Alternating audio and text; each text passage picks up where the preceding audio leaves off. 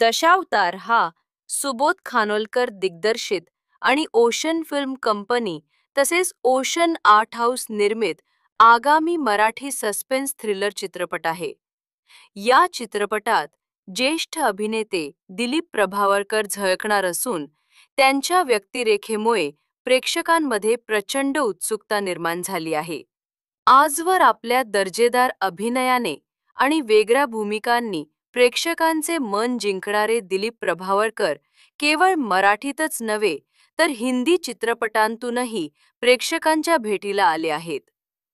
त्यांच्या प्रत्येक कलाकृतीतून त्यांनी प्रेक्षकांचे मनोरंजन केले असून दशावतारमुळे ते पुन्हा एकदा चर्चेत आले आहेत. गेल्या अनेक दिवसांपासून दशावतारची चर्चा रंगली होती. या सिनेमाचे पहिले पोस्टर जाहीर झाल्यापासूनच प्रेक्षकांमध्ये प्रचंड उत्सुकता होती आणि आता प्रदर्शित झालेल्या ट्रेलरमुळे ती उत्सुकता अधिकच वाढली आहे. ट्रेलरची सुरुवात होते एका रहस्यमय संवादाने. येत्या महाशिवरात्रीला माझ्या आयुष्यातला शेवटचा दशावतार आहे. पुढे यात्रेत दशावताराचं सोंग घेऊन नाचल्यास नवस पूर्ण होतो अशी धारणा दाखवली आहे. त्यानंतर कोकणातील घनदाट जंगलातील अतिक्रमणाची दृश्ये उलगडतात.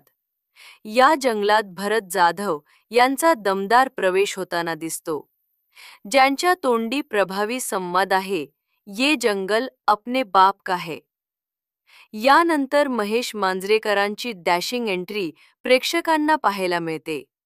ते गावात काहीतरी शोध घेण्यासाठी आले आहेत हे स्पष्ट होतं.